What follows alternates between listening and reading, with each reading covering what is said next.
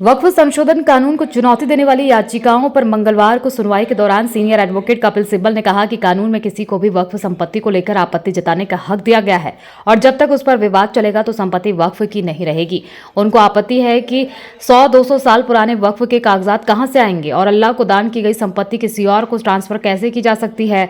याचिकाकर्ताओं की ओर से उन्होंने दलील दी कि ये हमारे डीएनए में है। मुख्य न्यायाधीश भूषण रामकृष्ण गवई और जस्टिस एजी मसीह की बेंच के सामने कपिल सिब्बल ने कहा कि अगर वक्फ संपत्ति को लेकर कोई विवाद होता है तो उसका फैसला करने वाला भी सरकार का अधिकारी ही होगा।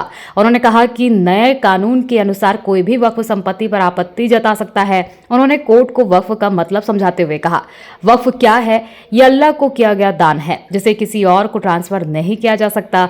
एक बार वक्फ की गई संपत्ति वक्फ की ही रहती है। कपिल सिब्बल ने कहा कि वक्फ संपत्ति के मैनेजमेंट का अधिकार लिया जा रहा है। नए कानून के अनुसार वक्फ काउंसिल और वक्फ बोर्ड में बहुमत और मुस्लिम का हो सकता है। उन्होंने कहा कि राज्य वक्फ बोर्ड में 12 गैर मुस्लिम और 10 मुस्लिम हो सकते हैं। पहले जिन पदों पर चुनाव होता था उनमें राज्य सरकार का नामित प्रतिनिधि भी हो सकता था, लेकिन अब ये कोई भी हो सकता है, जबकि पहले सिर्फ मुस्लिम ही हो सकता था। कपिल सिब्बल ने कहा कि वक्फ करने के लिए कम से कम 5 साल मुस्लिम होना जरूरी कर दिया गया। संपत्ति पर विवाद का निपटारा कलेक्टर करेगा।